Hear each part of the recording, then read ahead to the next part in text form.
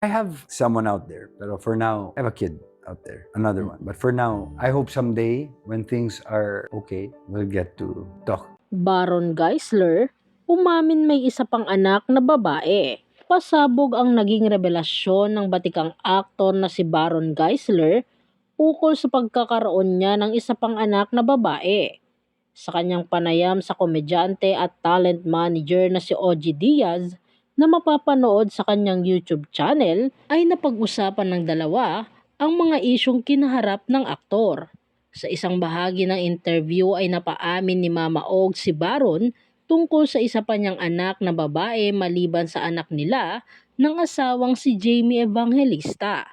Madaling malaman kung nagsisinungaling ako, di ba? When I speak the truth, I speak the truth. When I lie, I lie. I have someone out there. I have a kid out there. Another one. I hope somebody when things are okay will get to talk with her here sa vlog mo. Katabi ko na siya dito.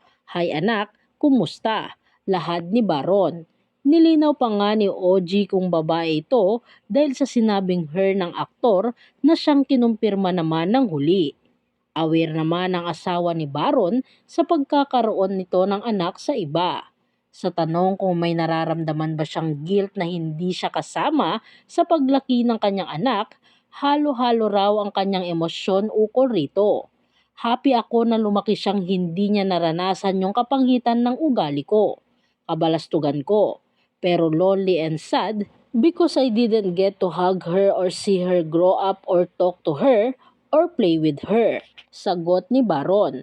Pero naniniwala raw siya sa kasabihang everything happens for a reason. Namit na rin daw ni Baron at ng asawa niya ang kanyang anak.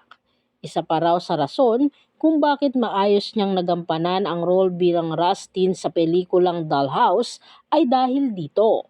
Kaya nakarelate ako kay Rustin dun sa Dollhouse, dun ako humugot. Kasi ang huling beses ko siyang nakita, 5 or 6 years old siya. And then, biglang dalaga na siya. Chika pa ni Baron. Dagdag pa niya, natuwa ako. Naiyak ako noong nag-reach out siya sa akin. Pero hindi ko pinakitang umiyak ako. Parang nonchalant kasi kinausap ako ng wife ko na, oh, wag kang creepy relax ka lang.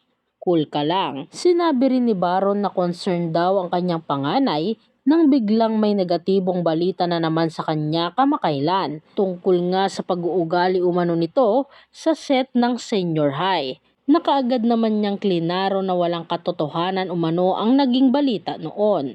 Sa ngayon ay busy lang daw sila parehas dahil focus niya ang karir at focus naman ng anak ang pag-aaral pero nangangako siyang babawi sa kanyang anak.